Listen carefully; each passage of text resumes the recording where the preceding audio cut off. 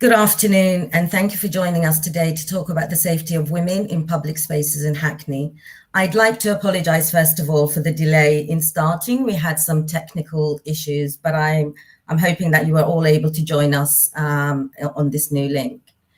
My name is Selma Taha, and I'm the Acting Director of East London Rape Crisis Centre at the NIA Project, and I'll be chairing today's online event. This panel event is focusing on the safety of women and girls in Hackney. The Council is providing the space for agencies to come together to explore issues and identify solutions. Some of the subjects we discuss may be distressing and uncomfortable, so please do access help if you need to. Links to support services are available on the invitation for the event itself and include information for domestic abuse and sexual violence services, both local to Hackney as well as national.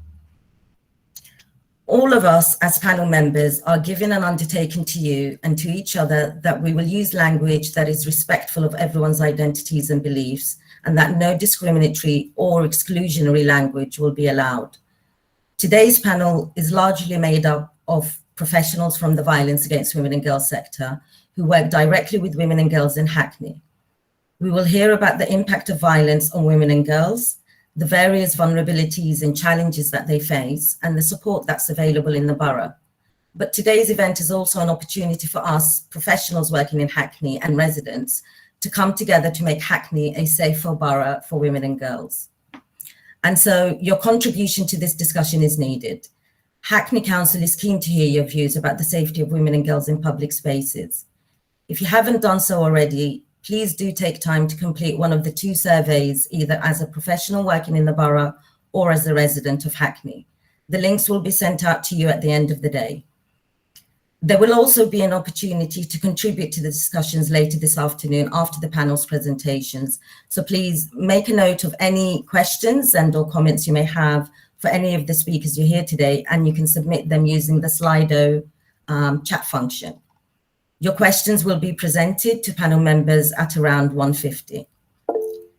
This event is scheduled to last 2.5 hours, but please be assured there's also, we've included 2 short breaks in between the speakers. So to begin, I'd like to introduce Councillor Farjana Thomas, who's the Cabinet Lead for Community Safety and Labour Councillor for Stoke Newington Ward. Councillor Farjana Thomas will deliver today's keynote speech on the importance of women's safety and the commitment of the council leadership in addressing this.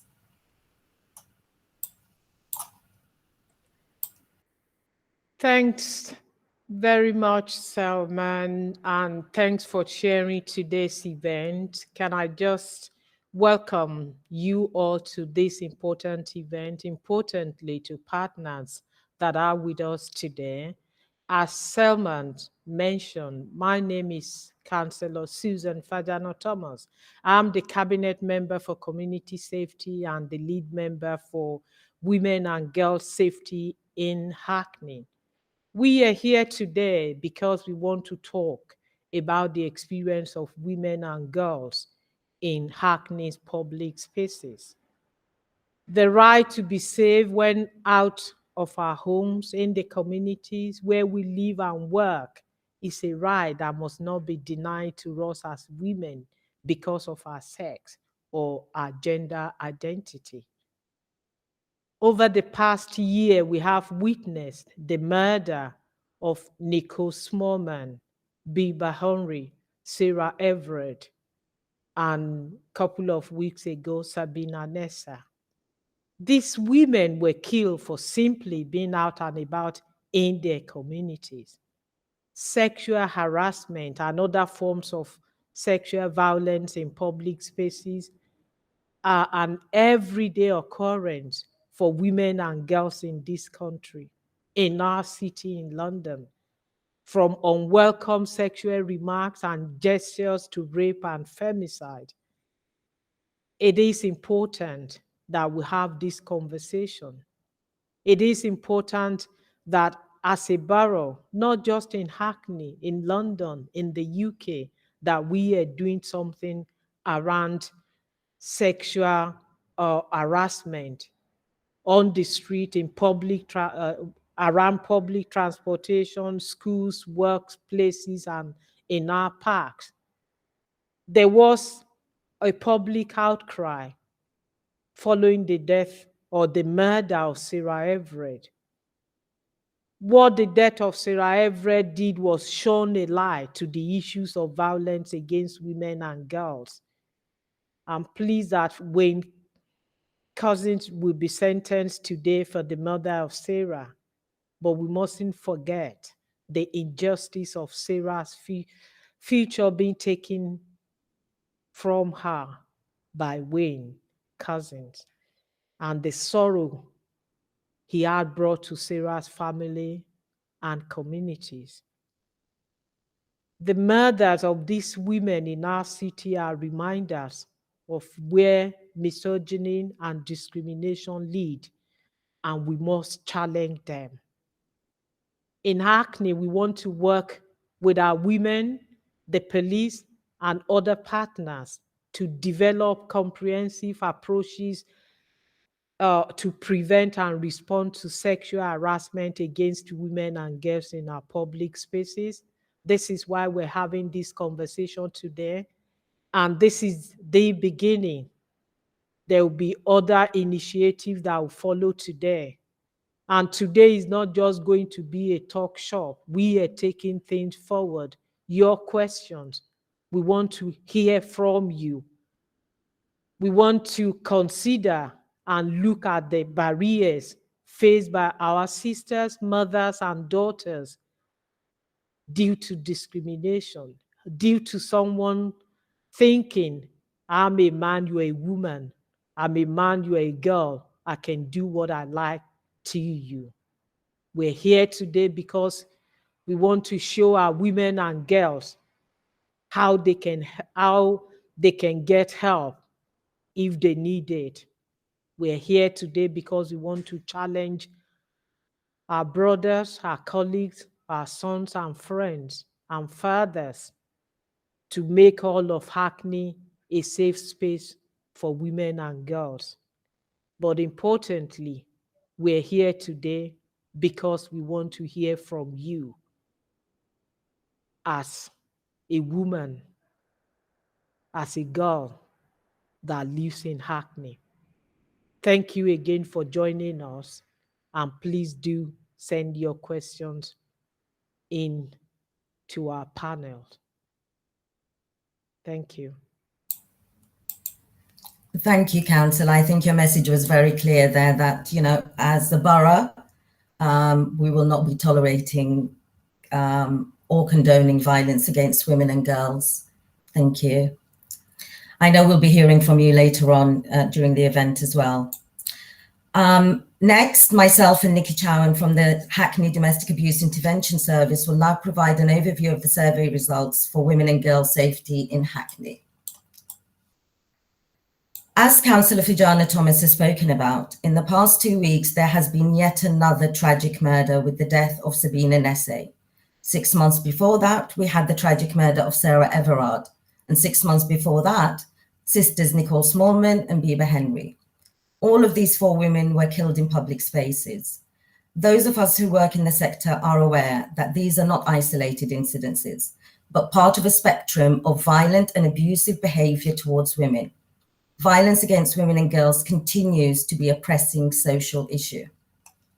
Historically, women have always been held responsible for their own safety. We've been told to hold our keys in our hands, go home in pairs, don't wear heels, stick to lit walkways. All 4 of these women were following at least one of these pieces of advice. We as a borough, Hackney Council and the voluntary sector want to challenge this narrative of placing the responsibility of safety solely on women. We want to work together to make Hackney a safer place for women and girls and hold those responsible for hurting women accountable for their actions. This is where we all need to work together. We need not only to hear about the different concerns of women living in Hackney, but also suggestions as to how the systems can work better to keep women safe. We're excited to be opening this conversation, which will be an ongoing conversation. There is no quick fix, and we understand that. But we want to show the women of Hackney that Hackney Council and partner agencies are taking this issue seriously. We recently conducted a survey asking organisations who support women and girls in Hackney if the women they support have voiced any concerns about their safety in public spaces. So Nikki and I will briefly going to give feedback on the key points from our analysis of the responses. Thank you, Salma. So the response was unanimous. All participants said that at times their female service users and female staff had felt unsafe in public spaces in Hackney. The responses were varied. Certain geographical areas were highlighted as being more problematic than others, and responses indicated that women generally feel more unsafe at night. We asked whether there were any particular equality and diversity issues that left certain groups of women more vulnerable to feeling scared in public spaces. Experiences shared highlighted that we need to further our understanding of particular needs of specific groups of women in order to tailor our responses to be more effective. For example, one response indicated adultification of young Black women in particular.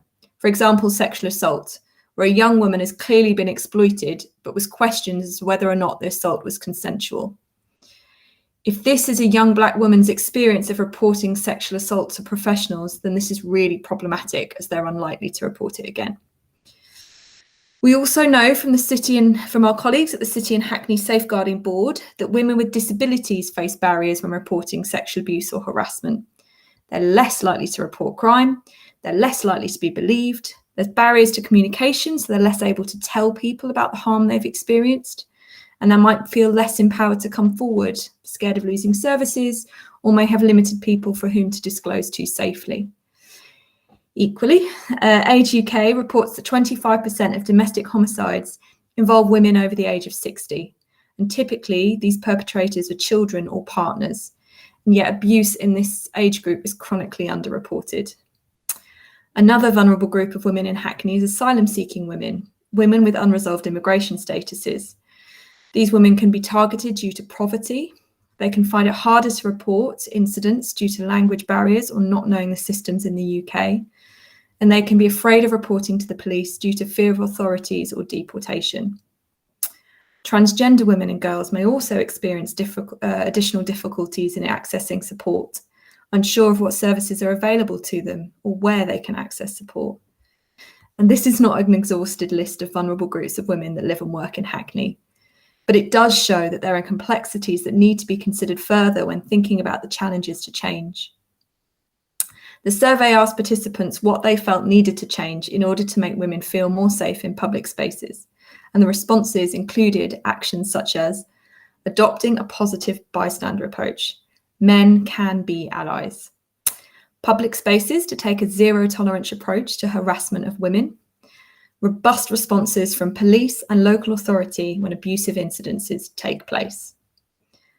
DIAS, so that's the Domestic Abuse Intervention Service, and NIA are part of Hackney's Violence Against Women and Girls operational group. And this includes representatives from both the statutory and the voluntary sector. The voluntary sector in Hackney is extremely active and includes many grassroots organisations who have strong links within the local community. As such, these voices have all fed into the development of Hackney's VORG action plan, which directs our responses to violence against women in the borough. So this includes ongoing conversations with both the housing sector and our police colleagues about how best to sanction perpetrators of domestic abuse for their negative actions. Equally, we're working with our nighttime economy colleagues to support local businesses to operate a zero-tolerance approach to harassment of women. And in Hackney, we offer help to all women, regardless of their race, their ethnicity, their social status, their age, their gender assigned at birth, either via the inclusive domestic abuse services or one of the many specific services available in the borough. Women have a choice as to who they would like to support them.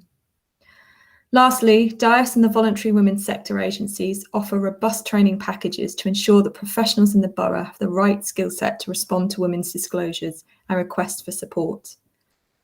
Hackney is committed to the notion that boys will be boys is outdated and men will be held accountable for their actions, and this attitude will not be tolerated in Hackney. And your voice today is really, really important. we're going to send out a link, as Salma said, at the end of the day to the survey that we've just referenced. And we'd really like to hear back from as much of you as possible on your experiences of living in Hackney, of your experience of working in Hackney, and also what you would like to see change and any suggestions you have. And hopefully we can push some of these suggestions forward as we go on. Thank you. Thank you, Nikki. Our next speaker is Jude Long, manager of Gallup, National LGBT plus Domestic Violence Helpline. She'll be speaking to us about exploring the particular risks and challenges faced by the LGBT community and women in public spaces. Great, thank you for that introduction. I'm just going to try and share my screen if that's possible. Okay, so I am the National Domestic Abuse Helpline Manager for Gallup, and the LGBT plus domestic abuse charity, the anti-abuse charity. Okay, let's see if I can move my slide along. It's not working. Sorry, I'm just having a bit of a difficulty with my screen, which is, there we go. I can move my slides along a little bit. So what I'm going to be talking to you about is the particular risks and challenges that are faced by lesbian, bi and trans people and women and girls in public spaces.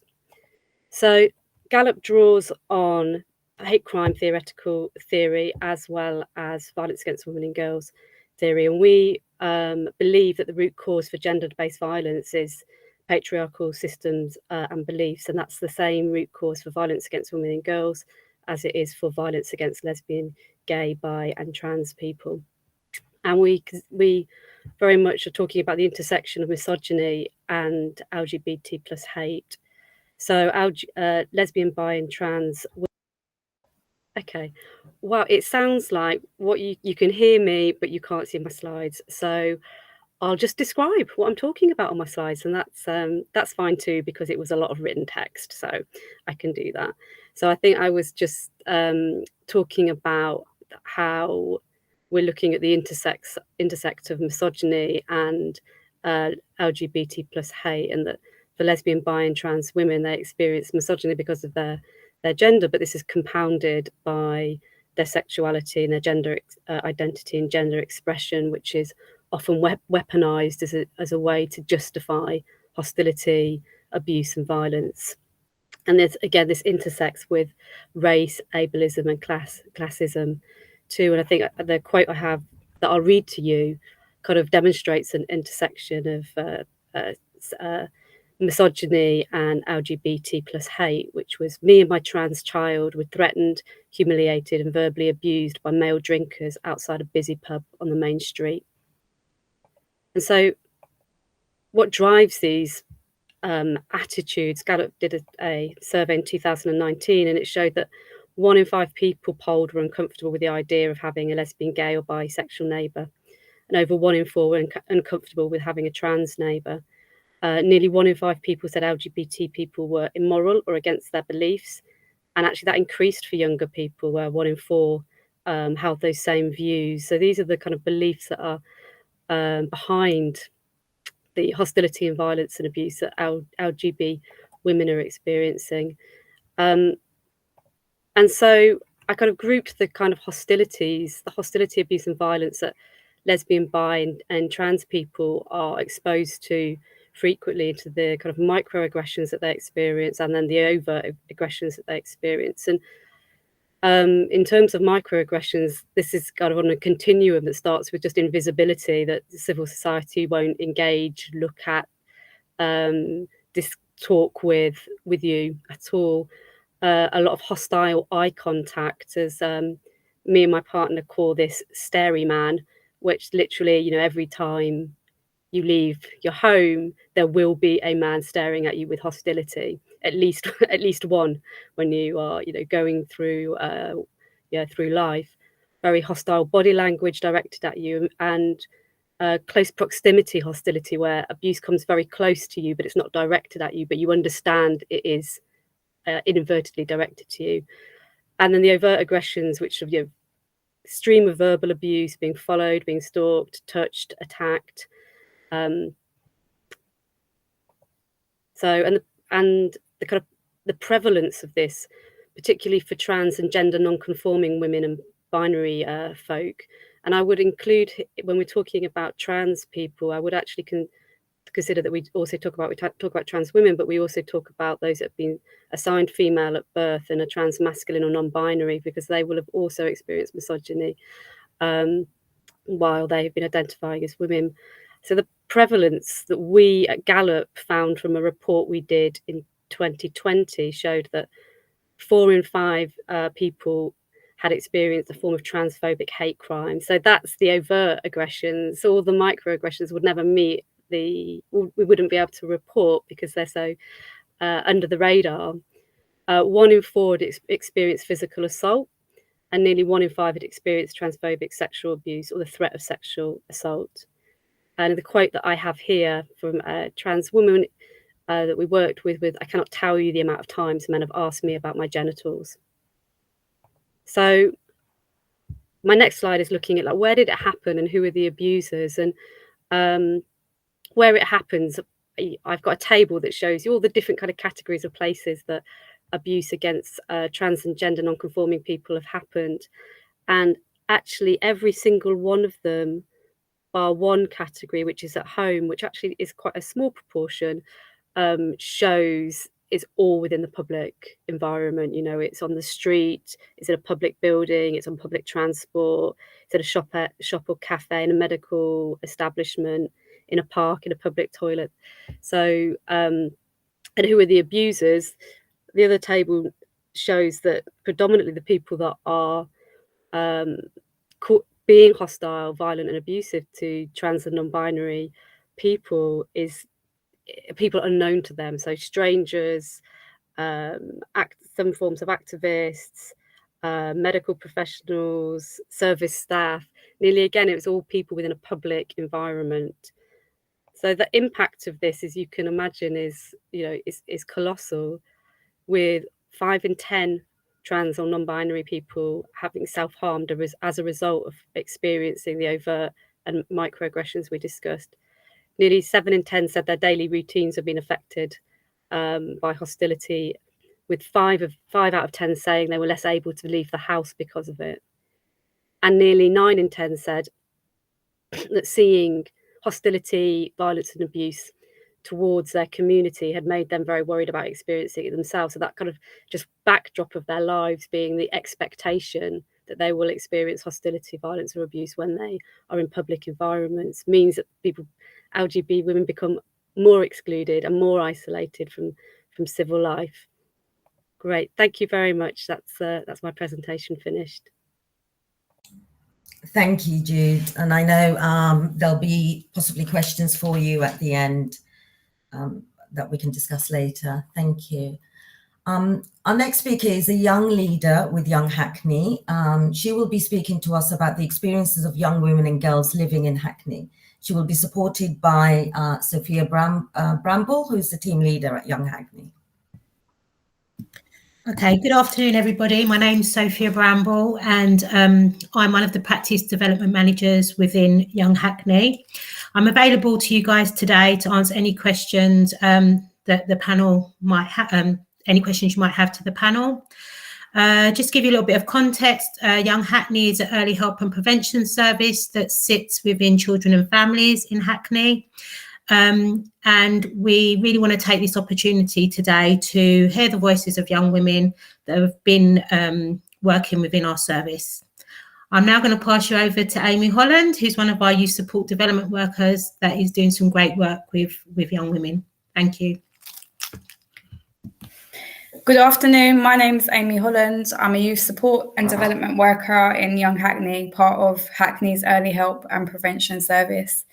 I've been working in the service for almost 2 years, and within the last 6 months, I've been doing some more direct work with young women in the community and in schools. So when I heard about this event, I felt that it would be useful to share some first-hand information gathered from some young women directly. I spoke to a small group of young women aged 14 to 18 within our youth hub and discussed their perspectives and their views about the safety of women and girls in the community. Consent was shared and given from each participant to share their views today. I've produced a slideshow just to share some of their views with questions. The first question speaks to when the girls feel safe in the community and when they don't. We tried to replicate some of the questions that have been asked in the survey previously discussed and in the survey that will be shared later. So the first question speaks about feeling unsafe. The girls spoke about feeling less safe at night time when they were alone or if they were on poorly lit streets or in open spaces. Some felt that there was not a strong enough presence of officers, in particular female officers, in areas known for antisocial behaviour and violence. Lived in Hackney for the majority of my life. I usually feel safe when I'm out in the community because I know the area well, but there are definitely times when I do feel less safe. During the winter months, on dark afternoons and evenings, in poorly lit areas and when I'm by myself, I get slightly more worried. I try to stay on the main roads where I know I would be able to get help if I needed it. Young Hackney Youth Hubs offer a safe space for all young people to access after school and during the holidays. I know that there is always someone I can speak to if I need to speak to someone or get help.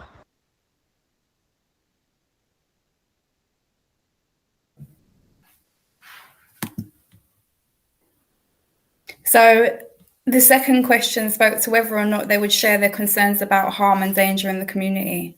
This discussion generated a variety of opinions. While some had confidence in reporting their concerns and incidences to services, some shared that they felt quite the opposite. There was a fear of unconscious biases, prejudices, and systematic racism. They spoke of fearing that they would not be taken seriously depending on the way that they dressed, the way that they spoke, or the way that they presented at the time of raising the concern.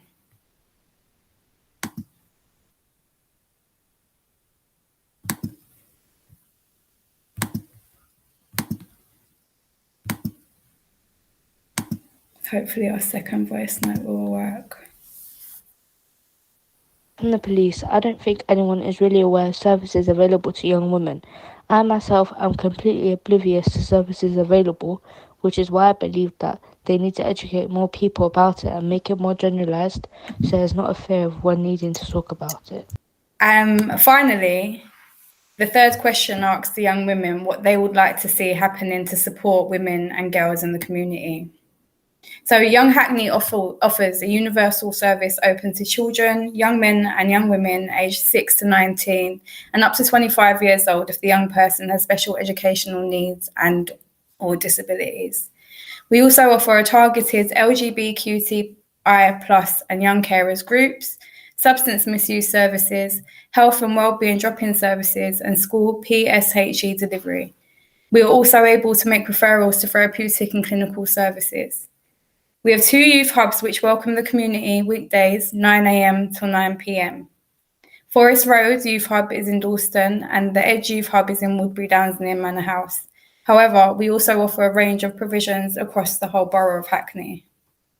Young Hackney practitioners are able to build relationships with young people, which enables us to provide a targeted support to young people, families and community groups. We have a targeted early help units that are linked to most secondary schools in the boroughs. This allows us to have one-to-one contact with young people in school and provide focus groups. We also have a prevention and diversion team, sports unit, and participation, engagement and learning team, where young women are empowered through activities and supported to have their voices heard through Hackney Youth Parliament. Young Hackney also have a detached outreach team of youth workers who go out into the community to reach out to young people on a daily basis. I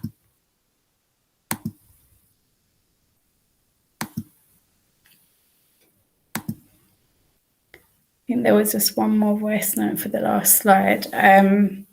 But if you'd like to find out any more information from us about our services, the last slide has our information, our contact details. We can be found on social media platforms where staff will respond to instant messages. But you can make direct contact Monday to Friday by emailing or giving us a call. There's also staff available on site at youth hubs who will be able to respond to any queries or inquiries. And over for the last voice note. So I don't think anyone is really aware of services available to young women. I myself am completely oblivious to services available, which is why I believe that they need to educate more people about it and make it more generalised so there's not a fear of one needing to talk about it. Thank you, Amy. That was very informative. And I believe that the slides will be made available to all attendees. They'll be sent out afterwards. Next, we have Helena Burke from Hackney Education, who'll be setting out the actions taken to make Hackney schools safer for girls. Welcome. Hi, hopefully you can see me and presentation. Looks like it's all working. Yep, so I'm Helena Burke. I'm speaking for Hackney Education today and talking about the work that we're trying to do to improve what's going on in our schools for young women. And it's really great to be talking just after Young Hackney, because we're super aware in working in schools of the importance of the work that Young Hackney does. And it's really highlighted when you hear those young women saying they don't know who to talk to. It's just really reinforces the fact that schools have not to date been doing what's been needed to make sure that we are providing the support that we should. So I'm going to give you a little bit of background about what's been going on in schools and share with you some of the issues, and then I'll be around with others for questions afterwards. So I think one of the things that sort of happened in education, seem to have jumped to there, sorry, let me see if I can go back, that's made a big difference for us in education was following on from the murder of Sarah Everard, was the Everyone's Invited website. And I think most of you will be aware of what it was, but it was set up by a young woman and kind of took off overnight in terms of many other young women putting information on there about their experiences of what was termed rape culture. Thousands of young women and some boys posted about their experience of harassment, abuse and assault that had occurred both in school and out of school, but where the perpetrators were young men, were other young people. And some independent schools and some state schools were named on the site. And it was something that really was quite an impetus in making schools wake up to something that obviously we should have been alerted to some time ago. The immediate response was a kind of police response, both nationally and locally, and making sure that there was a helpline set up and really responding to that immediate reporting by young women. But what was really important was that it wasn't a kind of short response, and that it gave us an opportunity to look at what change needed to take place in the longer term. So one of those responses was that Ofsted, as you can see on the slide, I hope, were asked to conduct a review of school safeguarding policies and practice in relation to peer-on-peer abuse. So there was a specific Ofsted report set up where they visited a number of schools and found the following. I'm not going to read through all the slides. I know you'll get them afterwards, but these were some of the main findings of the Ofsted report. And these are not a surprise to any women reading this. I think the nature and the way that some of these things are happening to young women is different because of the use of social media, but the experience of regular sexual harassment occurring so frequently that it become commonplace is one that everyone in this group will be, all the women in this group will be familiar with. That they didn't talk about it, that they didn't report it, that they didn't feel the education in school supported them, and that teachers and leaders underestimated the scale of it. And anecdotally, I'm aware of schools that I've worked with, not within Hackney, where they found that in year 7 in secondary school, there's a reasonable amount of reporting of sexual harassment from girls. By year 11, there's almost none. That's not because it's stopped, it's because girls have learned that they need to put up with it. And we all know that experience of when you've been on your way somewhere, you experience some sexual harassment, you arrive to meet your friends, and you choose not to even mention it happened. We've all been in that experience, and that's what the young women are telling us is happening to them now. So it's the first time I think that this has been reported in quite this way through an Ofsted report so formally to schools. And they've made some very clear recommendations. Again, I won't read through them all, but it's about I think one of the key things is that all schools should assume it is occurring on their site. So no school should be saying, we think that acts in other places, but not here. So schools have been asked to make an assumption that sexual harassment and abuse is occurring, and therefore to plan to support young women and think about what it is that they can do differently. And they have said that there's this kind of series of recommendations that they're making around training, around record keeping, around sanctions where they're appropriate, and about working with local safeguarding leads, and particularly around staff training. So those were the big recommendations nationally.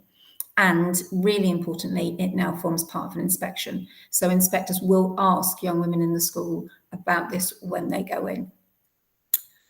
So the two issues then we in Hackney need to think, what does this mean for us locally? And I think there's two kind of key issues for us as in schools to be thinking about, which is how do we keep students safe in the context of schools, but also how are we supporting their safety out of school? And that might mean about how we're managing events that get reported back to us. So a party happened on Saturday night, this occurred, it involved a number of young people from this school. Is that part of the school's responsibility or not? Was one of the things we wanted a live debate about. But the other is it's about thinking about how young people conduct themselves outside of school. And as was opened in the meeting, we're really thinking about the behaviour of boys and young men and how they are managing themselves and what their expectations around behaviour become going forward. I'm going to speed up a bit because I know I'm going to run out of time. This slide is probably the most important one if you're going to pick out a few to read through. But these were some of the things that we asked schools. So this is a Hackney slide that we asked schools to look at and to consider.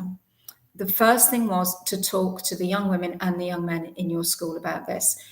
Young men are the ones as we know, who need to be thinking about the change in their behaviour. And for some of them, it will just be about speaking up about things they feel very uncomfortable about. For others, it will be more specifically about changing their own behaviour. We also ask schools to think about how they're supporting parents and talking with parents and sharing the language with parents, particularly to think about how they talk with their sons. We asked them to consider about reporting, intervention and monitoring. Do they have a clear category of sexually inappropriate incidents being reported? And therefore, are they able to monitor where that happens? Who it happens to? Are perpetrators being repeated? Are the same perpetrators repeating the same incidents? And then is there a consistent and well understood response? One of the things that we picked up from young people, it'd be really interesting to see if Young Hackney found the same, was that sometimes girls and young women were reluctant to report it because they didn't know what would happen. So what they didn't want sometimes was that social care would get involved and it would be an exclusion, and it would be actually what they might want on a first incident is that the young man concerned was spoken to and given a detention. But they said they weren't sure what would happen. So because that hadn't been shared with them, they were reluctant to report it. So it's really important about sharing with young women where the severity of the sanction that's likely to be linked to something so that they feel they have some control. We also talked about leaders. So our leaders seem to be speaking up. Is it talked about in assemblies, in newsletters? Is it part of a behaviour policy? Is it explicitly referred to as others' behaviours might be? So if you're constantly interrupting a teacher, you know what happens in the school to you as a child. If you are constantly sexually harassing girls in the school, do you know what is likely to happen to you? Is that there clearly in the behaviour policy? Staff development. So are we confident that all staff understand what we're talking about here? Do all staff know what is meant by rape culture? Do all staff know what is meant by so-called banter? And do they know the appropriate response to it, whether that's in the staff room or amongst children? And finally, really importantly, young people are telling us that the PHSE or the RSE, so personal health and social education or relationships and sex education, is not what they need. And we need to be having a more open conversation with young people about what they want from that. These are a few things that you may be aware of to just pick up on again in the slides, but there is within Hackney an extra familial risk panel. There's probably people here represented on it who can help with the more serious end of this and look at those young people who are at risk from people outside of their families. Right, these are some of the supports that we expect to be available in schools and that parents and families can ask for. So there is a contextual safeguarding team. There are counsellors. There are child and adolescent mental health workers, educational psychologists, Safer Schools officers, and indeed Young Hackney that we've just heard from. And all of those should be considered when we're thinking now about both the victim and the perpetrator. And it's really important to hold that the perpetrators in these incidents are also children. And they do, whilst they need to change their behaviour, they also need our support in that, and particularly within schools where our job is education.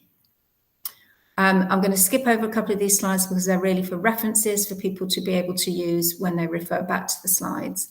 And I'm going to just end on this one. What we know we need is change. And in schools, it's cultural change, just as it is with other agencies. We need a consistent and cohesive approach to changing the culture in schools.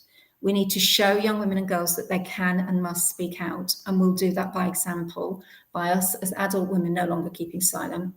We need to look really carefully at how we teach consent in schools, thinking about that from the youngest age. If I lent you my pencils yesterday, it doesn't mean you can take them today. So really holding that sort of sense of what does consent mean for boys and girls really early on. We need to talk to adults and children about their role as bystanders, not laughing at hurtful comments at jokes, but speaking up. This is not banter. This is low-level sexual harassment, but must be challenged. And we need to teach boys about appropriate behaviour and that clothing is not a reason for women to be sexually harassed. Schools need to start looking at their messaging. Many of us are familiar with issues around school uniform, things like skirts being an appropriate length. Let's unpack that and let's have a conversation with boys and girls about those. And finally, we need to support parents in thinking about what is the language that we're all exploring and learning that can be more positive for both the girls and boys in our care to try and make the change that we need. There isn't time for Q&A at this point, I know, so I will stop there. Thank you very much for listening. Yeah, there's no time for Q&A at the moment, but there will be in our second half. So thank you, Helena. So now we'll take a 10-minute break. It's 1 o'clock, so if we'll start live streaming again in 10 minutes, so 10 past 1. Thank you.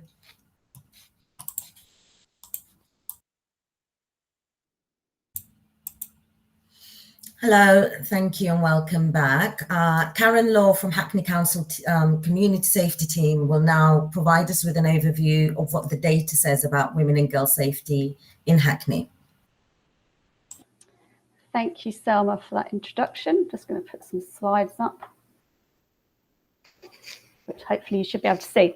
Okay, so I'm going to talk to you today about rape and other sexual offences that have been reported to the police between April 2018 and August 2021.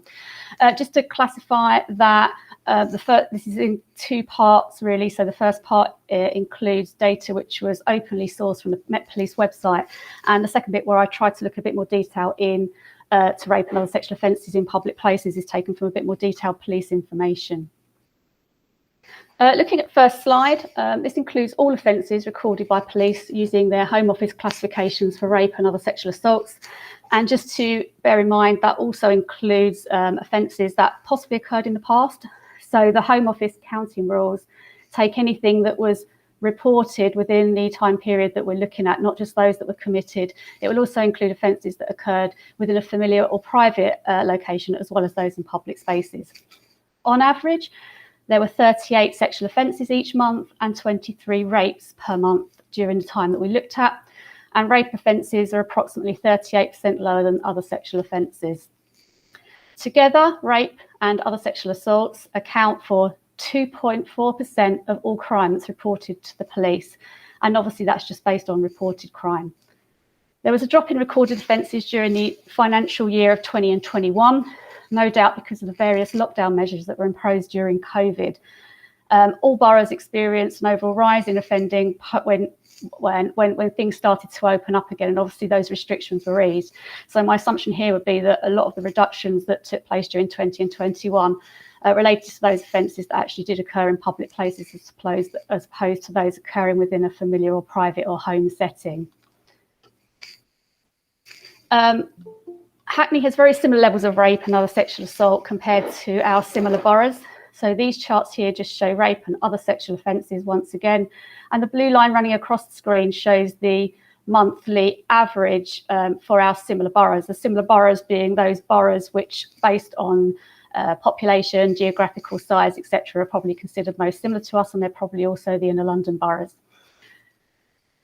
So what we can say by that is there's no major deviations from us and them. So that's to say that what's being reported in Hackney is not vastly different to what's being reported elsewhere in similar London boroughs. A couple of minor exceptions just based around May 19 and July 19, but I'd need to look into the data in a bit more detail to totally understand where those deviations occurred and what was the cause of them in these circumstances. Moving on to public space specific, just in relation to rape and other sexual offences. This data that I'm looking at now is slightly different to what I've just discussed, in that I have excluded any reported offence where there was an exact address or where it looked to me that it didn't occur in a private, where it occurred in a private location. I also only looked at those crimes that were committed between April 18 and August 21, and I further coded to those types of places where people would have more public access or interaction, those being bars, clubs, pubs and hotels, educational establishments, hospital and health establishments, leisure and culture places, open spaces, food outlets, retail outlets, on-street locations, transport hubs, and then anything that appeared to have a public kind of element to it, such as where there was either somebody who was maybe committing an offence from a property, but it could be seen from a public place, were included within the other category. Just looking at the slides themselves, just in case of where offences were kind of distributed by type of location. It's probably of no real, it's probably not really unusual here to note that the street-based location is the most commonly reported place for offences to have happened, accounting for almost half of all offences reported to the police. I only had very low information based around the gender of the person reporting the crime, so it's very much limited to male, female, and in a lot of cases I didn't have enough information to even ascertain who they were. Where it was, I was able to ascertain that the majority of victims were women, particularly within the street-based and probably more of the open places. Although within certain settings, there was a higher prevalence of males that were reporting crime. That was predominantly within hospital and health settings as well. Looking at the day of the week and the hour of day that the crimes were distributed across, there's no real what we call temporal patterns here that really stand out. So really these crimes can occur at any time of the day, any day of the week, and probably any day of the month. There is some variation in hours by the type of location, and I'll go into those in a little bit more detail when I get to talking about the three places that I'm going to have a look at. Just in relation to applying some kind of context to this and what the offences were and how they might compare to other types of offending. Overall, 79% of offences either composed of sexual assault on a female, exposure, which was generally committed by a male, and rape offences of female over 16. The rest were a mixed match of other types of offending, including voyeurism, rapes and sexual assaults on men, things like upskirting, and sexual communications with a child, which accounted for a very minimal amount of crimes reported. Approximately just under 2 women per every 1,000 in Hackney have reported a rape or other sexual offence during the time period looked at. That's 1.6 offences per 1,000 for sexual assault, and even lower for rape offences. So as the severity of the offence increases, the risk also seems to reduce, albeit there is still obviously a lot of physical, emotional and psychological harm that occurs with these offences. Just by way of contrast, 4.8% of, there are 4.8 people per 1,000 population in Hackney that have reported a personal robbery. So just to provide a little bit of context there, and personal robberies are also more likely to occur in a public place, and they are also, they involve a certain element of assault and violence with them as well. Just moving on to the slides themselves. So I'm going to look at 3 different types of locations here in a bit more detail. The first one of these is parks. This is what we call a hotspot map, and basically it just highlights the areas where crimes are more clustered together in proximity than in other places.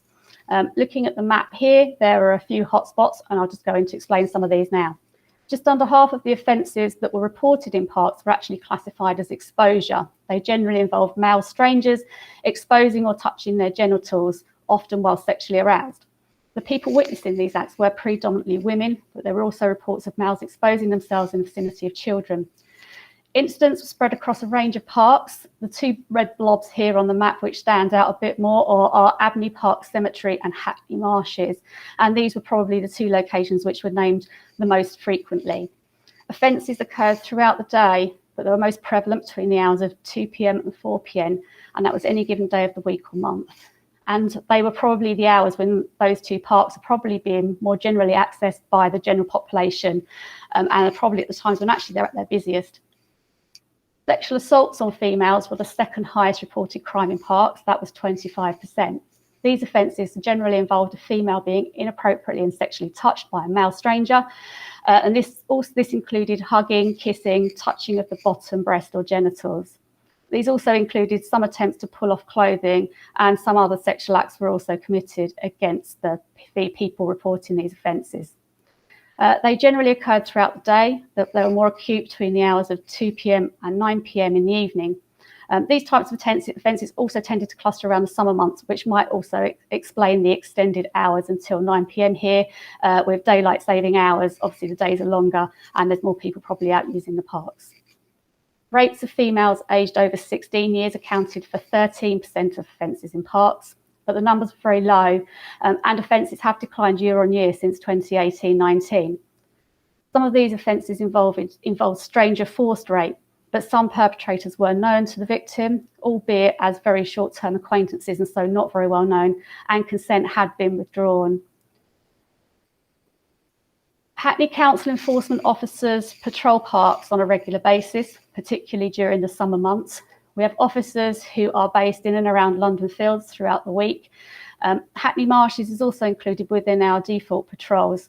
And we also have had officers at other locations, including up until last week in Abney Park. We have 24 enforcement officers in Hackney. We generally have 6 on duty at any given time. So what we try to do is make sure that they're where they're most needed.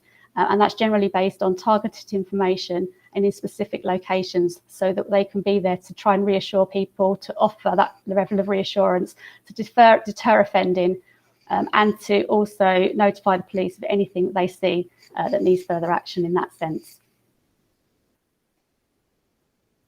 Moving on to the next location type, pubs, bars, clubs and hotels. Unsurprisingly, offences here are more prevalent at weekends, Friday to Sunday, and they're exclusively during the nighttime economy hours between 8 p.m. and 4 a.m. As you can see from the map, offences are very highly concentrated in the Shoreditch area, which actually contains Hackney's most vibrant and busy nighttime economy area, attracting thousands of people each weekend. In 2021, this hotspot was virtually non-existent due to COVID restrictions, which actually crippled the hospitality industry and rendered it closed. Since April 21, the reopening of venues, this hotspot has returned. The numbers are still relatively low. Over the 3.5 years I looked at, there were under 100 offences, although that is to say these were the ones that occurred inside a venue as opposed to outside, and some of the street-based offences were also during nighttime economy areas nighttime economy hours within the same areas. Almost 60% of the offences inside these venues involved a sexual assault on a female. These offences involved instances of inappropriate and sexual touching and groping by male strangers. 12% of offences in bars involved a rape of a female aged over 16 years. Again, the numbers here were extremely low over the whole 3.5 years analysed, and there had also been a year-on-year reduction again, in part probably because the industry had been closed during COVID. However, there's still very few on an annual basis. Some of these involved having drinks spiked, whilst in other cases the offender was a short-term acquaintance who had acted without consent. One other thing of note, just in relation to the nighttime economy, is that 10% of offences in hospitality venues were actually committed against men. This was shown as sexual assault on a male. They were quite low in number, and some of them were actually committed by women, and in some cases the victim was a venue employee such as the bouncer. But there's insufficient data here to ascertain any specific patterns of offending behaviour. Nonetheless, it still goes to show that, you know, everyone it's potentially an issue for everybody in these circumstances sometimes. The nighttime economy and safer socialising is a community safety partnership priority. We have an action plan in place to tackle and challenge behaviours displayed within this setting. The Hackney Nights portal that my colleague Sam is going to discuss in a bit more detail in a moment has several training packages which are targeted at venue staff to help them deal with issues of sexual assault, how to recognise it and how to respond to it. We're also looking at ways to communicate with offenders, most of whom we know to be men. We're going to set rules of behaviour by removing the excuses that alcohol might provide and looking at ways to communicate what constitutes sexual offence, and to tell potentially motivated offenders they will be prosecuted and convicted of an offence, and that could have far-reaching consequences on their lives and their futures, beyond what they may think is a harmless bit of fun after a few drinks. We also want to keep women safe on a night out. We deploy a mobile messaging vehicle at various locations within our nighttime economy, and that communicates safety messages and also messages targeted at male offenders. We have enforcement officers who are on duty throughout the year in our nighttime economy areas, particularly in Shoreditch. They work up until 5 a.m. at weekends alongside various partners, including the police, to deter offending behaviour and enable people to socialise safely. And Chief Inspector is going to be talking about Operation Rusan, which is the police side of that operation, again later on. Looking at the street-based locations, this is the largest category of public space reported rape and sexual offences. And as can be seen from the map, there's pretty much red blobs throughout the whole borough, with some areas of higher density than others, including Dalston, parts of Hackney Central, de Beauvoir and Shoreditch.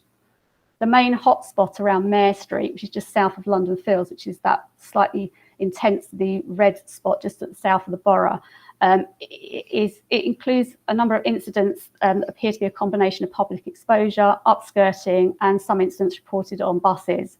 There's no real pattern of offending, and offences occurred throughout the time of the day and night. They were spread across a number of years. They were also relatively low in number. So although that's showing up as a hotspot, it's not overtly, there wasn't like hundreds and hundreds of crimes that occurred within that area.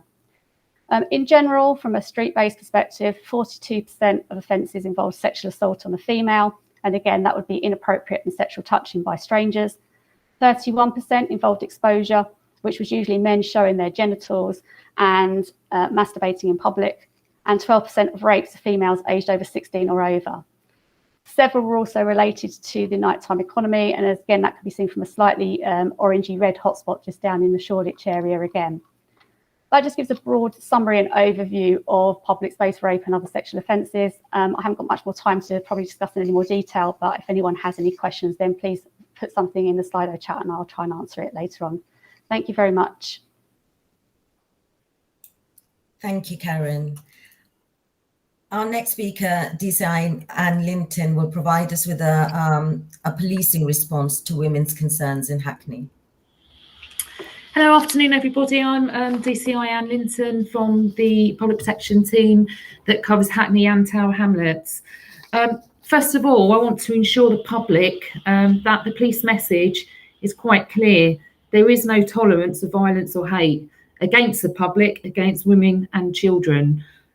It's quite clear that message is out there. It will not be tolerated. I'm going to talk to you about Operation Rusan in a minute, but first of all, I want to tell you a little bit about some other activities that we have been involved in the last couple of weekends. So last weekend, we were involved in the Hackney event at Hackney Marshes, where we had the 5K run, and my team had a stall at that event. Although, you know, we appreciate we need to ensure that we are getting the message out to suspects that this won't be tolerated. We also know that there are a lot of females and girls out there that feel unsafe and they want to feel a bit safer when they're out and about in the evenings during the day. So we looked at some sort of preventative items that we could buy to help them with that. We gave some leaflets out, we had some guidance, we had advice at this store, we put it out on Twitter, and we also had a number of personal alarms. So these were panic attack alarms that could be given out to females and males as well, either side, that felt that they needed to be given some safety when they were out and about. It was a really good event because having put it out on Twitter, we had, I would say, probably about 30 or 40 females partners, dads, brothers come and talk to us to see how they could help keep their sisters, colleagues, daughters, partners, wives safe. And they were all coming to us with the app saying, have you got any alarms that we can have that would really make us feel better? So essentially we had little key rings and we had torches on them. So we basically had all of those taken from the stall, and a number of people wanted to come and speak to us at the police station and see if that they could get any more of these items. So I've actually been in contact with a number from that event, and they're going to come and collect them from the police station. So if that's something that you feel that you would like, we can coordinate that with our partners. I know that there's some funding in order to keep you all safe. So I just think that's a good message out there, because if you feel safe going home and you're out and about, then that's always good. In terms of Operation Rusan, I'm going to talk a little bit about this. It links in with Hackney Nights. It was created in partnership with the Hackney licensing team in 2019 during the 16 days of action against domestic abuse and genderless violence. There were 4 strands to it. There was prevention, reassurance, engagement and enforcement. Obviously, we need to enforce what has happened, but we want to prevent anything happening in the first place. So training was placed at the heart of this, and we promoted the Ask for Angela campaign, which is now being put across all businesses. So this isn't just for females to be in venues and feel safe, and basically they would go and ask for Angela, and we can pull them aside, find out what's happening and get the police involved if needed.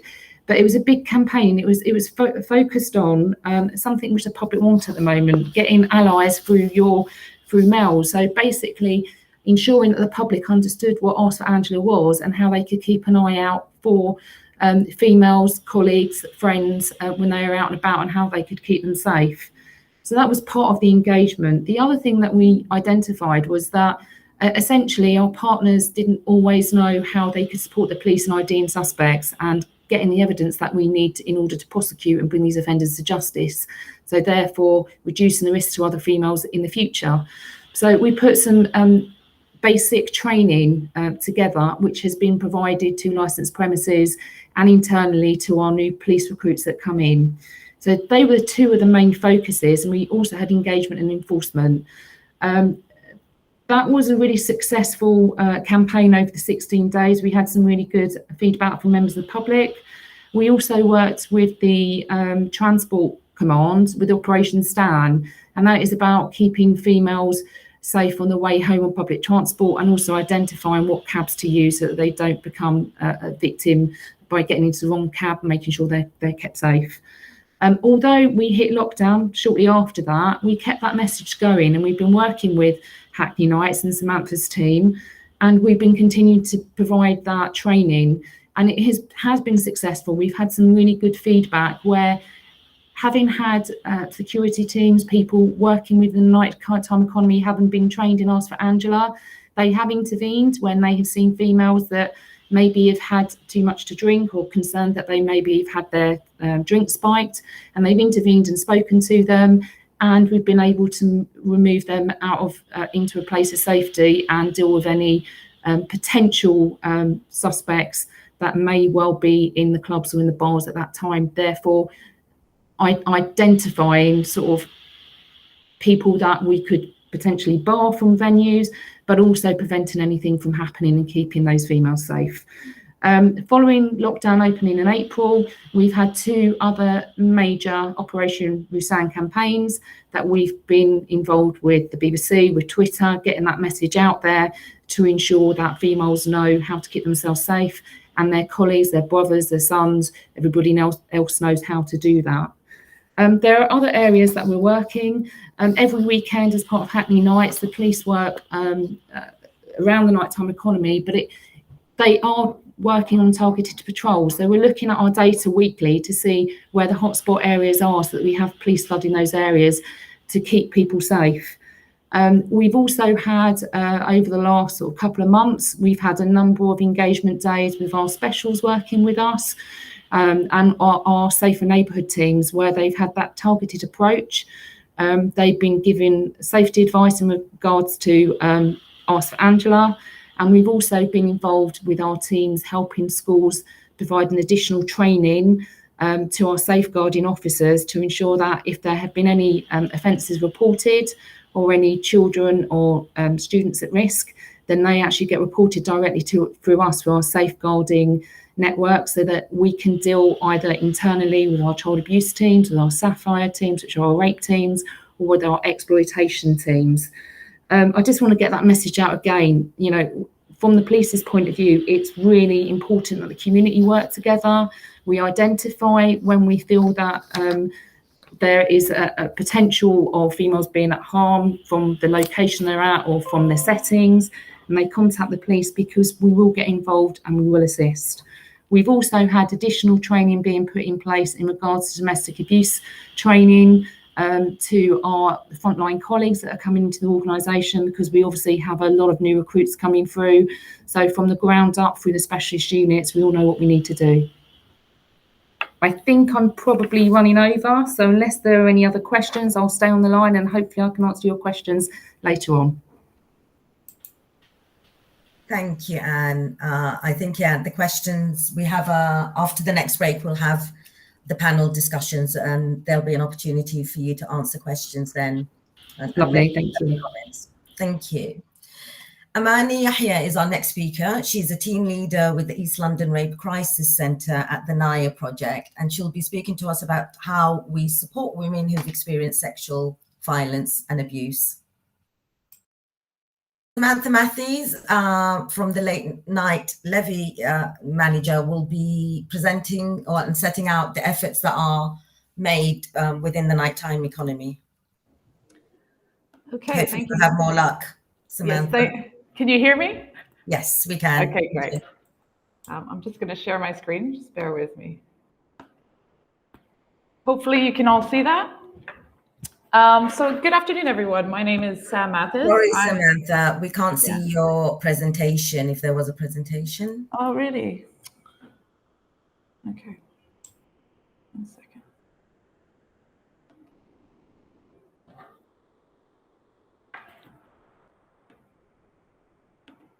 Just bear with me 1 moment.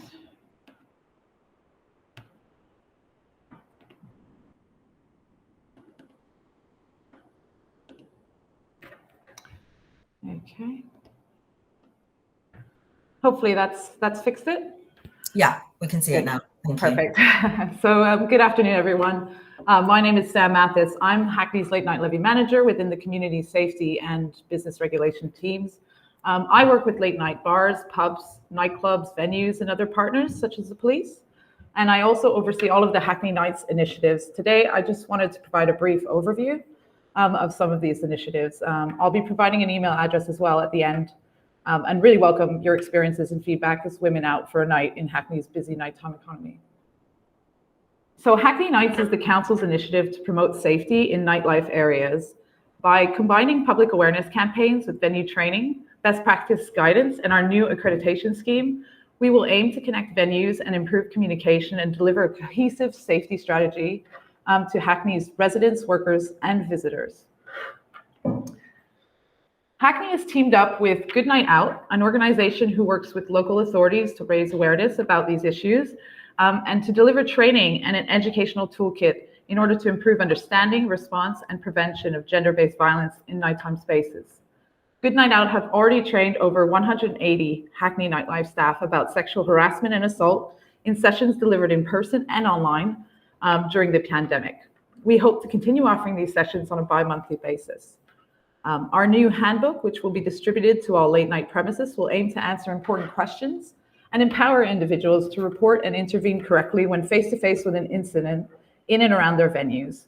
We will help them to adopt a zero-tolerance approach to sexual offenses. The training offered is called Understanding and Responding to Sexual Harassment and Assault. It's a 2.5-hour session where participants will hear from 2 experienced sexual violence prevention trainers from the Good Night Out training team and take part in activities with a group of other nightlife workers, managers, supervisors, and others involved in Hackney's nightlife. We know the social impact of the end of lockdown and the social distancing. The end of lockdown and social distancing will be huge. And that alcohol-related harms often rise during the busiest of times for the industry. and it's no exception with sexual harassment and assault. The course is being offered to all nightlife and security staff free of charge.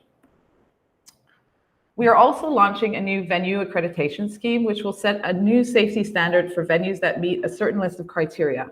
As part of this accreditation, venues will nominate a women's champion within their organization and sign up to the Mayor of London's Women's Safety Charter. Staff must also be aware of the Ask Angela campaign that Anne touched on earlier. Hackney accredited venues will also be safe spaces for women who feel like they are being the victim of sexual harassment or assault. Venues must provide a safe space to help vulnerable individuals who need assistance or are waiting for help to arrive. These venues will have a badge of certification displayed prominently in the window of their businesses as to allow members of the public to easily identify accredited venues in Hackney. All venues will be able to access the scheme via our Hackney Nights portal, and that is an online space where they can access information, training, free training, and resources. Messaging and crime prevention is also an important part of the work we do with Hackney Nights. Good Night Out and City of London partnered with us to raise awareness of sexual harassment and abuse in the nighttime economy. Our Reframe the Night campaign was created to drive behavior change around how people are treated on nights out through challenging myths and stereotypes around sexual harassment in the nighttime economy. Putting the onus back on the perpetrators of crime is extremely important. We educate young men and promote healthy bystander intervention. We also employ the use of a mobile messaging vehicle in order to deliver important messaging in nighttime economy areas during late hours on a Friday and Saturday night. So I just wanted to give that brief overview. For more information, I've just put some links up here on the screen. I've included a link as well to our partner site, Good Night Out, who are doing excellent work across London in these areas. Like I said at the beginning of my presentation, we would be really interested in hearing your experiences when going for a night out in Hackney and to inform our future projects. We're also happy to answer any questions you may have, so please do get in touch. Thank you. Thank you, Samantha. And yes, please do complete those surveys because that all speaks to the different parts of Hackney and different times as well as to when women are not feeling very safe. Thank you very much, Selma, and I'm so sorry for the technology. My name is Amani Yahya, and I'm an advocate, independent sexual violence advocate, team leader with East London Rape Crisis, the NIA project. So my presentation today is about listening and supporting women who experience sexual violence and abuse. Can we move to the second slide?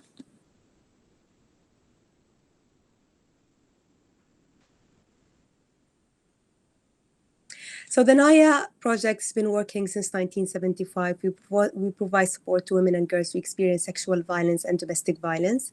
We are a proudly feminist organization that supports women, and the services are designed by women for women. We have three main aims at NIA. The first one is to provide services to women and girls who experience sexual violence, and also to contribute in ending male violence against women and girls, and finally to inform and influence policy and raise public awareness.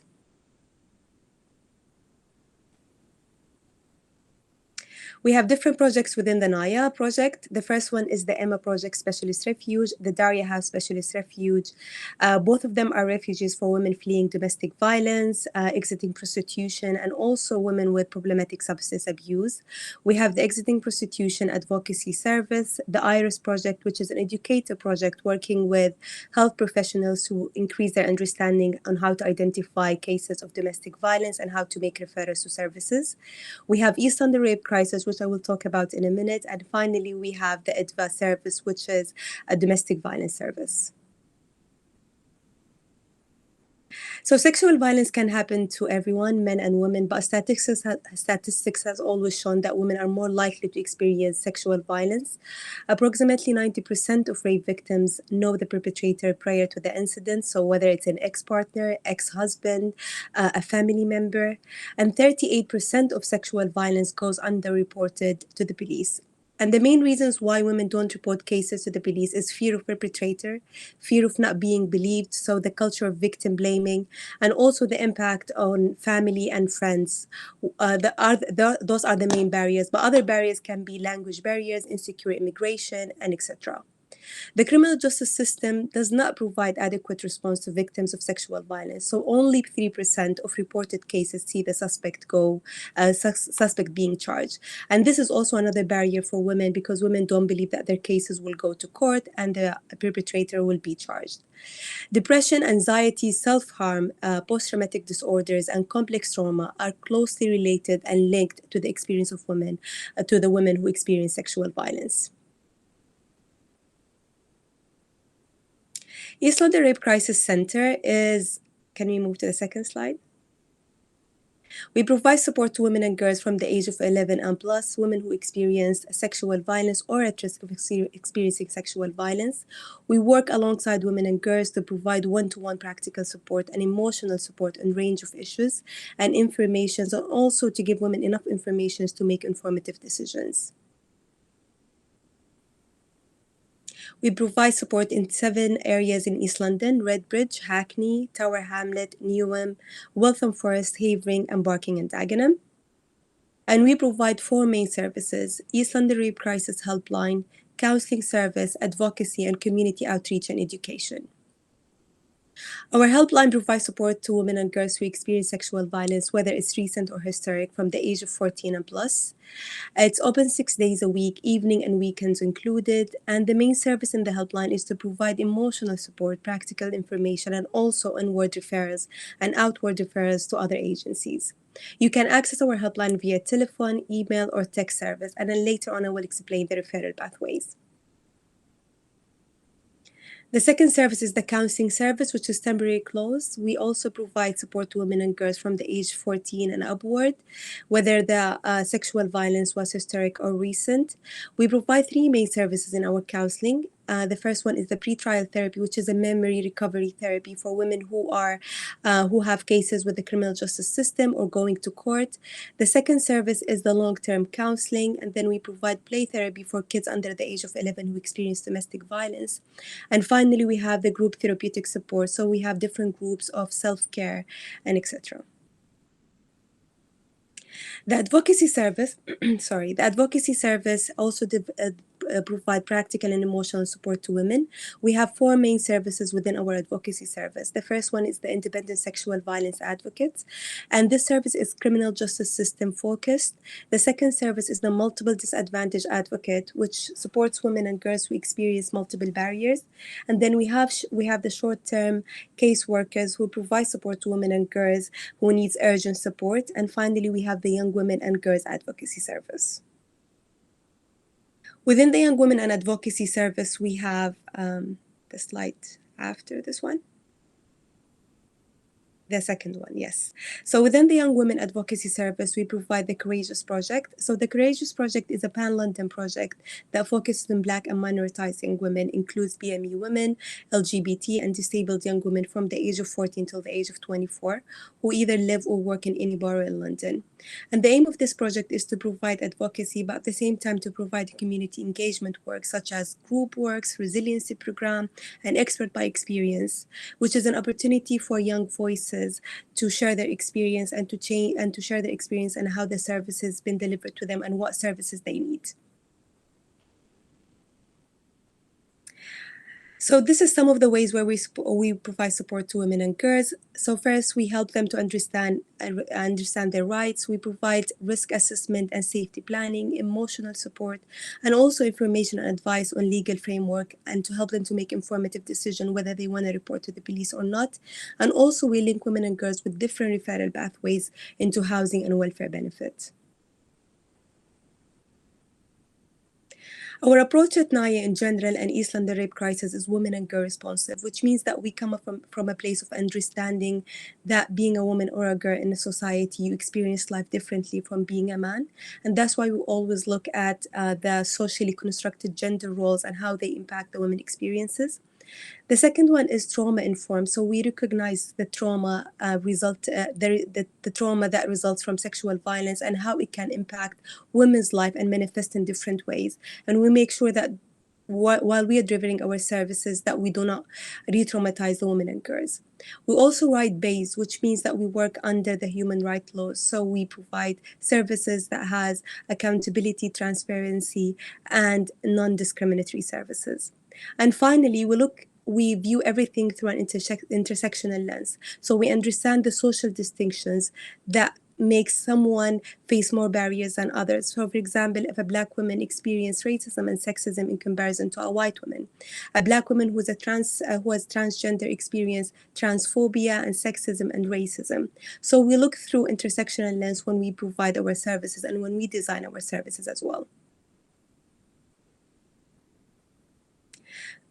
So consulting and involving service users and survivors of sexual violence against women and girls.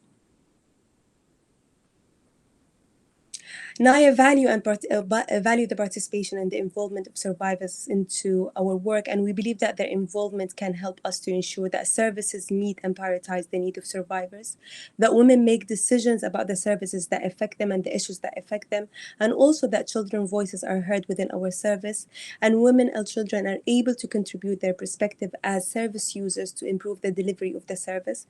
And finally, women and children are able to gain experience which may also support them in their personal growth. How do we ensure their voices are heard? First, with consultations. So as I said earlier, NIA is designed by women for women. So we have a lot of consultations with women on how can we develop our services and the delivery of the services. We collect regular feedbacks and comments, and also we have a lot of workshops and groups such as Expert by Experience, where women and girls who experience sexual violence come together and tell us what they think about the services and how can we improve the services. And we understand, as I mentioned earlier, the multiple disadvantage issues. So we understand that a lot of women face multiple barriers that can prevent them from accessing services such as our service. So we make sure that we break those barriers wherever it's possible. So for example, if there's a language barrier, we provide interpreters. If there's physical barriers, we provide special access needs support. And also if there's financial barriers, we provide financial support such as travel expenses.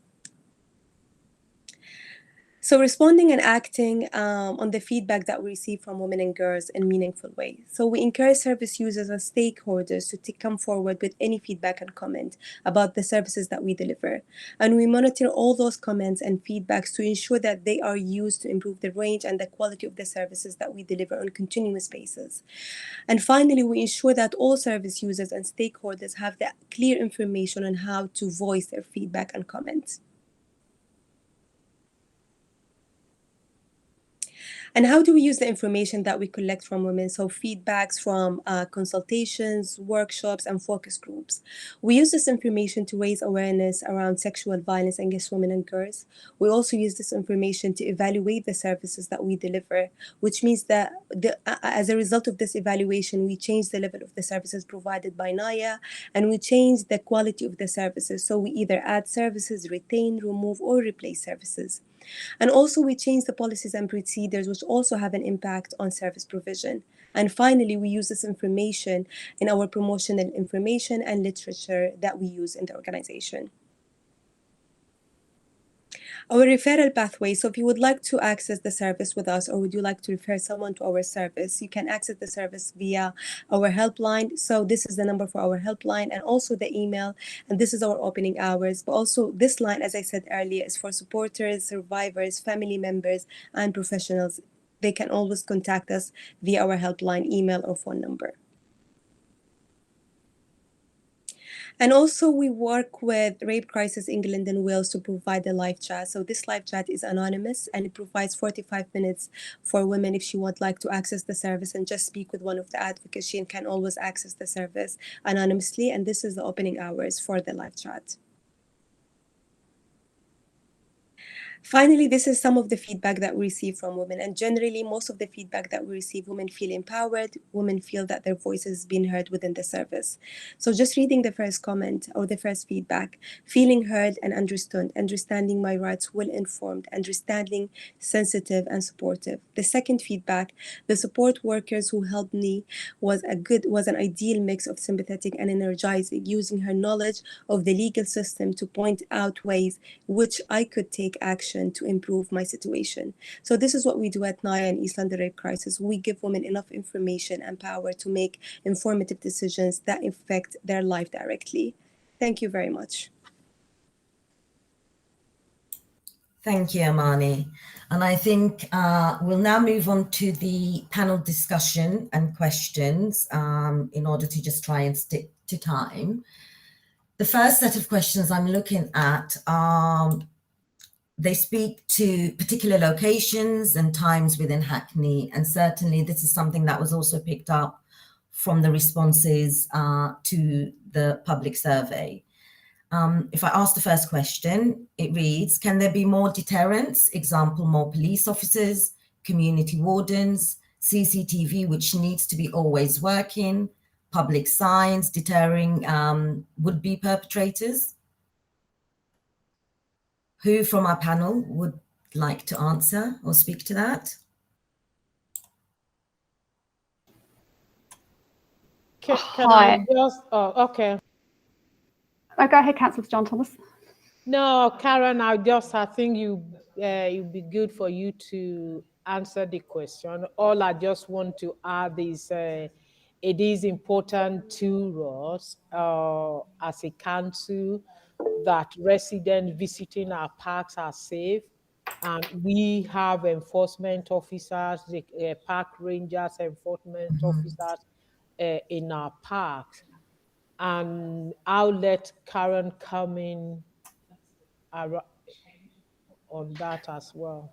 Yeah, what I was going to say just in relation to CCTV is that our public space surveillance teams, we have quite a lot of coverage across the whole borough as a whole. We also have what's called a weekly tasking process as well. So where we are aware or made aware of a specific problems at certain locations, we actually ask them to monitor those locations at the times needed as well. So we do quite a lot of work with that. We have also lots of new additional cameras which are going in down in the Shoreditch area as well. We have our officers there who monitor the nighttime economy in Shoreditch every Friday, Saturday night into Sunday morning. They have a direct link into the police and they work with our enforcement officers as well really closely there. So if there are any problems, they generally are picked up really quickly and we can get officers to those locations to provide the level of support that's often required on that. We also task our enforcement officers, as I previously stated in my presentation, to locations where they're needed. As I said, we've got officers in and around London Fields. We've had that throughout the summer. I was made aware just 2 or 3 days ago that they actually dealt with somebody in the park who had been sexually touching themselves in the presence of females and children. We obtained body-worn footage of that person. It's been circulated to CCTV. A police report has been submitted, and we're also doing quite a lot of work to try and identify who they are so action can be taken. So we are trying to make sure that officers are where they need to be, in the right places and at the right times. Okay, and before I come to Anne, can I just ask then, because there's a question here specifically about what can be done to make parks safer or feel safer at night?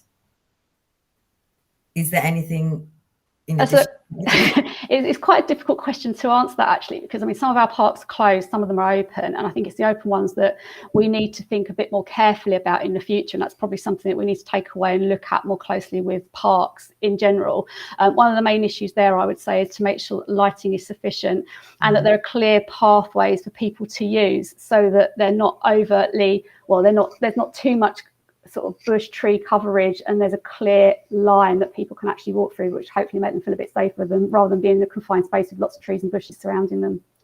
Yeah, I would agree with that, and definitely lighting was one of the well, we got a lot of responses about just having better lighting in the streets, in the parks and so on from the survey responses.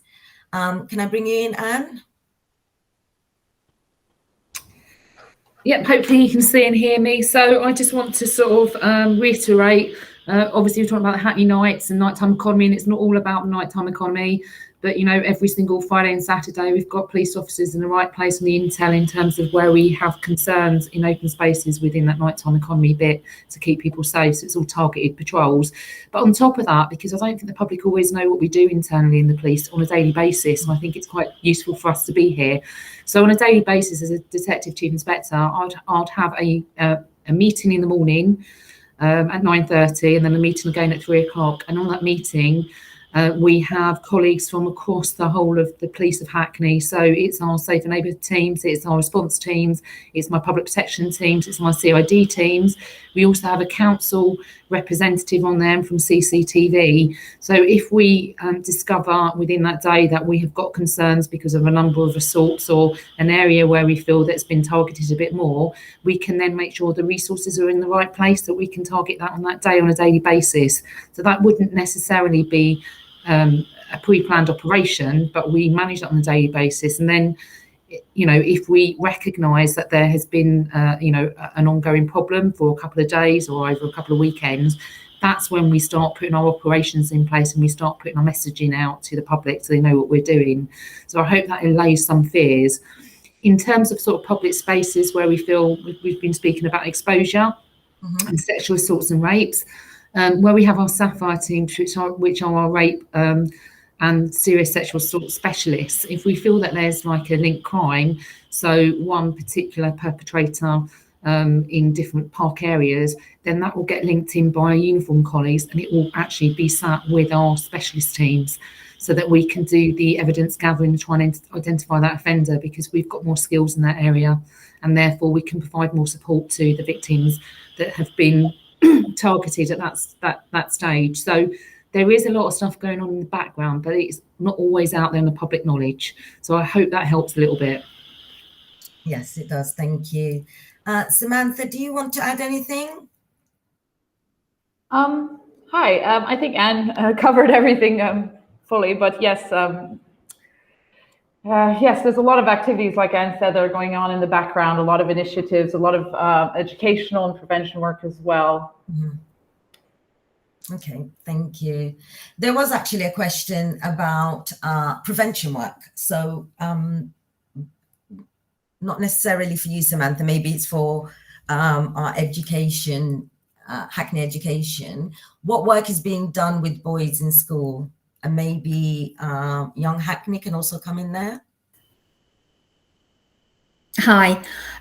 Yeah, so it was one of the things I touched on, but it is very much going to be around specific classroom education, which is that PHSE program, which we talked about strengthening and developing and doing the work on consent right from the earliest age at primary level.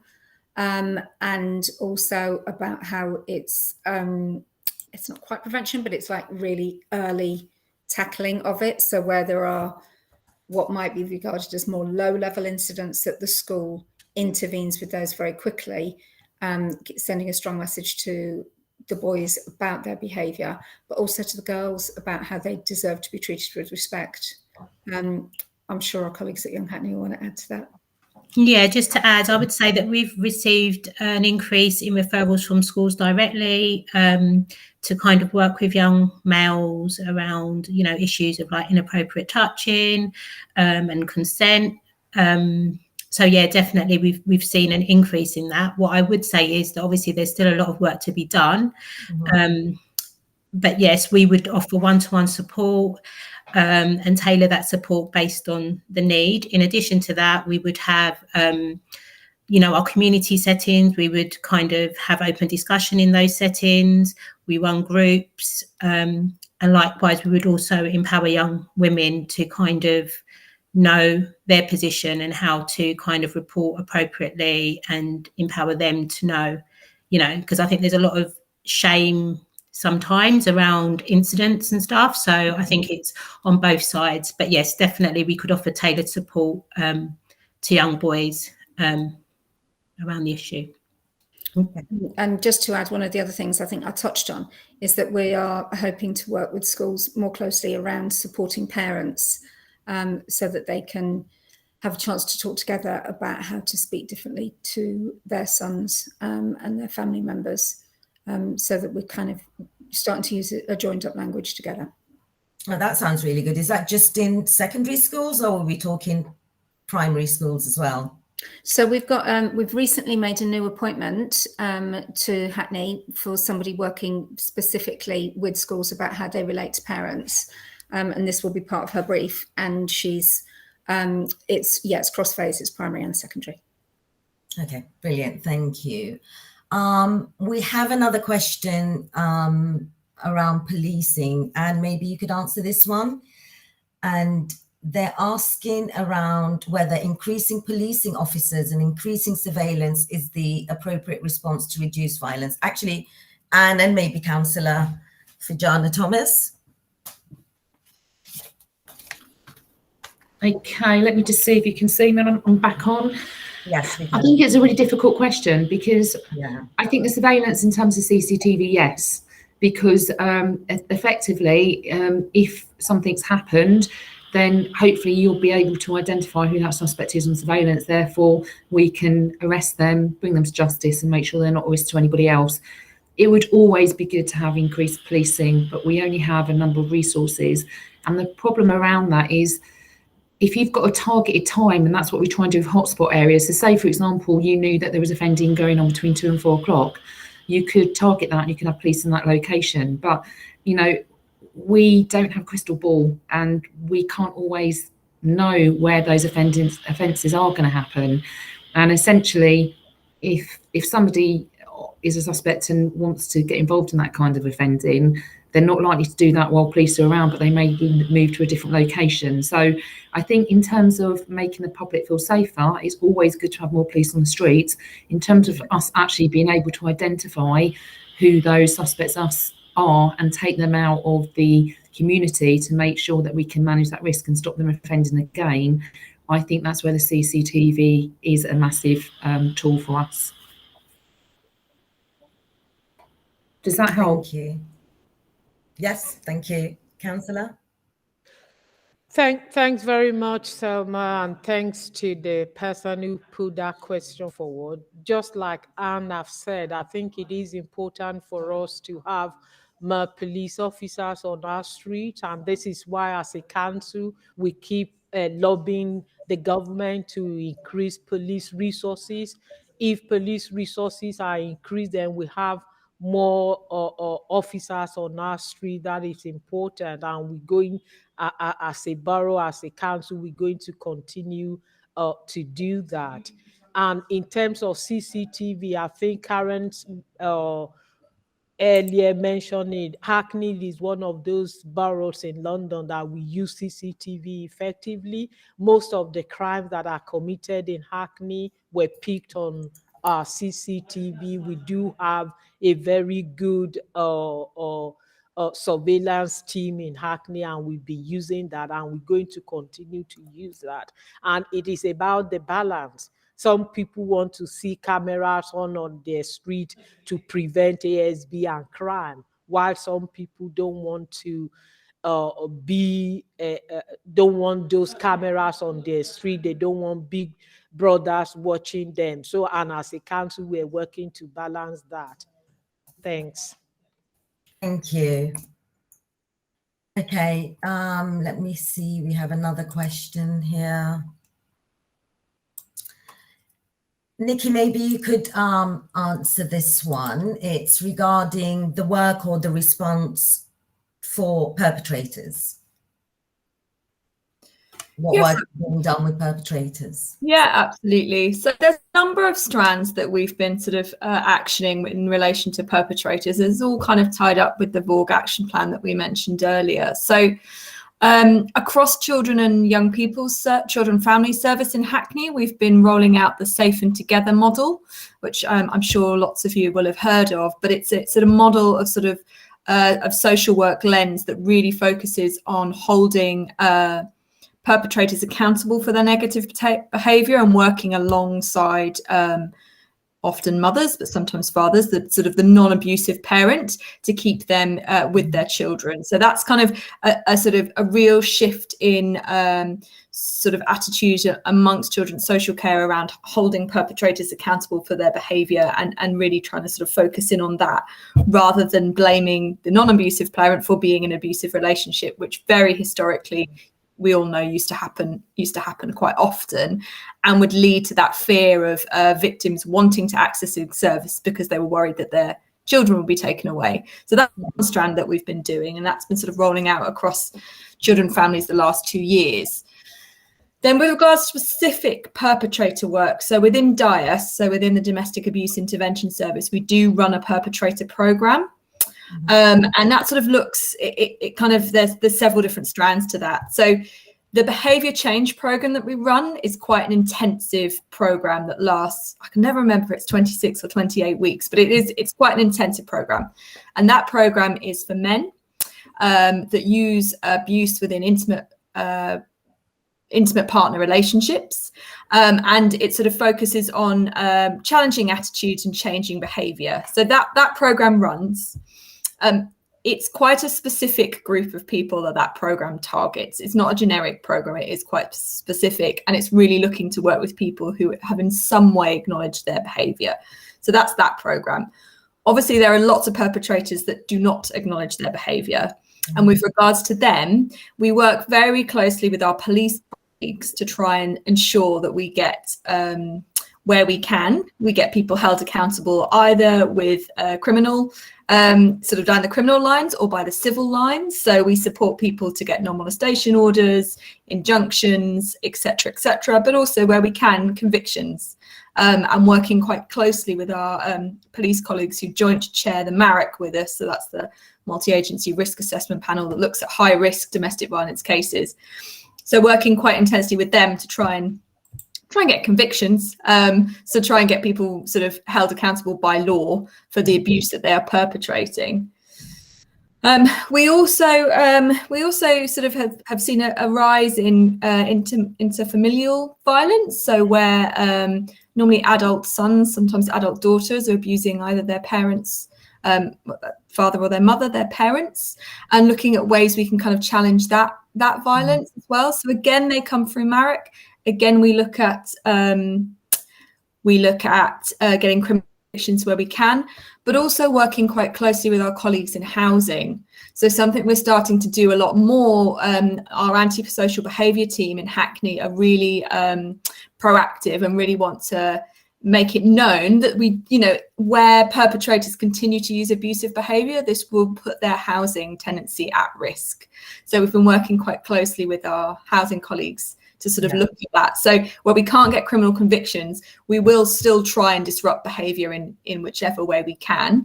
And when people are ready to access support to change their behaviour, that is on offer for them as well. So those are the kind of the basic options that we've got available in Hackney at the moment. Thank you, Nikki. There's a specific question around what type of enforcement action will be taken against known or suspected perpetrators of crimes against women and girls. I wonder if anyone else, Anne, can maybe jump in here as well, or if you know of anything, Nikki? I mean, I can speak on sort of domestic abuse specifically. So with regards to domestic abuse, one of the other sort of projects that we're involved in at the moment is working alongside our police colleagues to really target perpetrators who are on the Operation Dauntless list. So this is the list of most prolific offenders against women in the borough. So we're meeting with our police colleagues on a regular basis, and if those perpetrators are coming up either in referrals or through MARIC, etc., sort of really, using everything that we can, throwing everything we can to sort of disrupt that behaviour and try and get some sort of criminal conviction. So, yes, with regards to domestic abuse, we're looking at stalking and harassment orders. We're looking at non-molestation orders down the civil route. We're looking at occupation orders, again, the civil route. We're looking at restraining orders if we can get things to court. We do utilise DVPOs as well, where sort of victims may be unwilling for whatever reason to sort of go through with the prosecution, which is where, the police can separate parties for a number of days. So those are the kind of the different pieces of police legislation that we use in relation to perpetrators of domestic abuse. And ultimately, we're always trying to get convictions. Thank you, Nikki. From myself, so first of all, DA, obviously when the police officers are dealing with suspects, there's zero tolerance. We like to arrest all our suspects, bring them in, and we push ahead on quite a lot of victimless prosecutions because we identify the seriousness of the risk, not only to that victim, but particularly if they're within a family setting, within any children within that family as well. And that's where we would go and put a DVPN in place if we felt that was the only way to manage that risk for at least 28 days for us to make a decision on what else to do. And then it gives a chance for that victim to get in contact with the services and look to try and get a molestation order or something similar while we were carrying on with that investigation. In regard to open spaces, it's the same thing. We're out there, which is why we've got the evidence and the training packages in place. We're trying to identify who those suspects are, and then we'll be looking at straight away bringing them down the criminal justice route. So depending what their previous offences are, or how, you know, at what extent their offending has been up until that point, there are different considerations to go to court for charging or go to court for cautionings. But also on top of that, that's when you'd be looking at putting those additional court orders in place. Depending on the seriousness of the offence, they could be placed on a sex offenders register. We could go and look for other orders to ensure that we can manage them within our jigsaw teams for any sort of sexual risk or harm orders. So we can actually put some of those orders in place without them actually having a conviction. So it's ensure we can manage them so that they can, for example, one of those conditions that we could put in place if they're a sex offender is that they cannot go into a park, for example. We could take that to court and say, this is where their offending is, we want to keep people safe.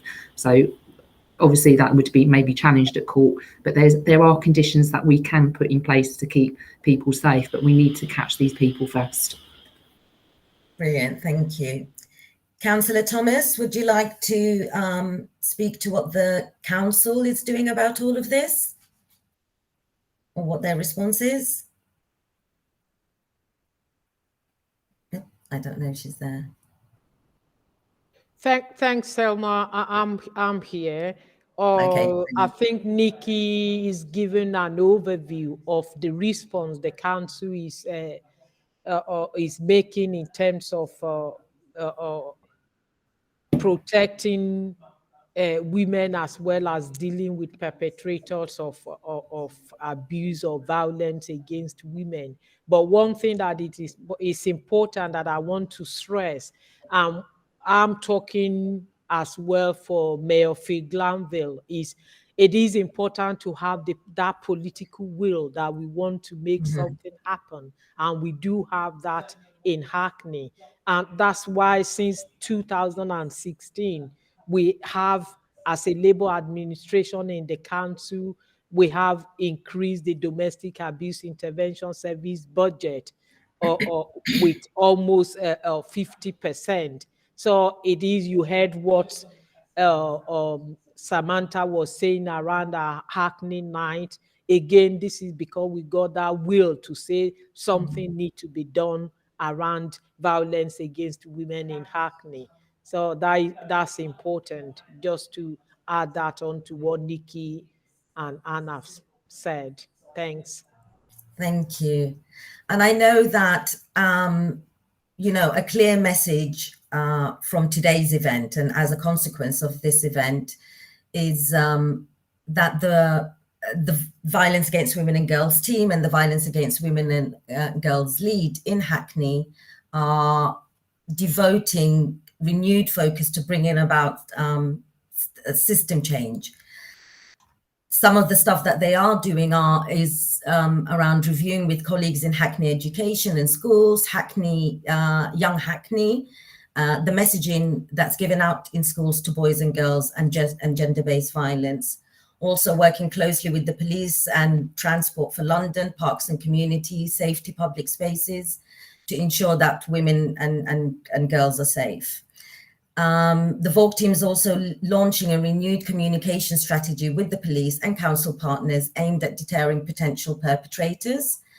They're also reviewing, again, with the police and their community safety colleagues, the responses to public space harassment and ensuring that sanctions are applied, which will deter future perpetrator behavior.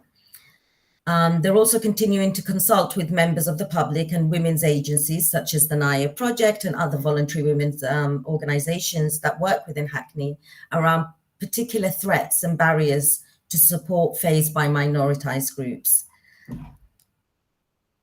Yeah, so I think I have one last question, and this is open to all panel members.